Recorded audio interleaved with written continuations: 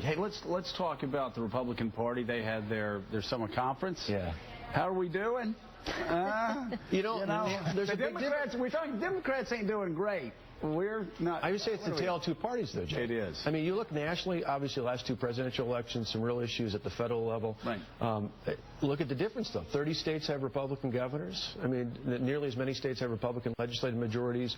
Yeah. Most of those states that Obama won the last time around, the battleground states, Wisconsin, Iowa, Ohio, Michigan, right. Virginia, Florida, what do they all have in common? Nevada, New Mexico, all have Republican governors. So let me ask you this, and that's a great question.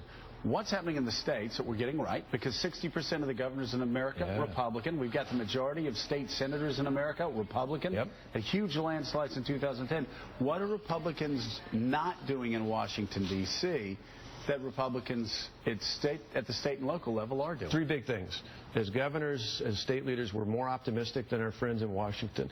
We're not just against something. We're laying out a plan. We're laying out a vision. People gravitate. You've got to, right? Yeah. You've got to. That's how you lead. You don't just sit back and nick the other side. You've got to lay out a plan. We talk in terms that are more relevant. And give you a good example. Sequesters, most people just goes right over their head.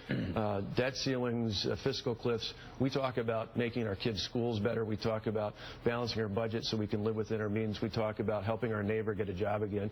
And then finally, the third thing, in addition to optimism and relevance, is courage. Having the courage to act. And I think, unfortunately, a lot of American voters just look at Washington and don't think anybody's got the courage to do anything they need to do. Because they don't have to do what you guys have to. But I think most Americans, even if they don't like the size and growth of government, they still want something to work. Right. Something very fundamentally to work. And that's the difference, again, between Washington and the states. At the state level, we may want, as Republican governors, less government, but we want the government that we have to work.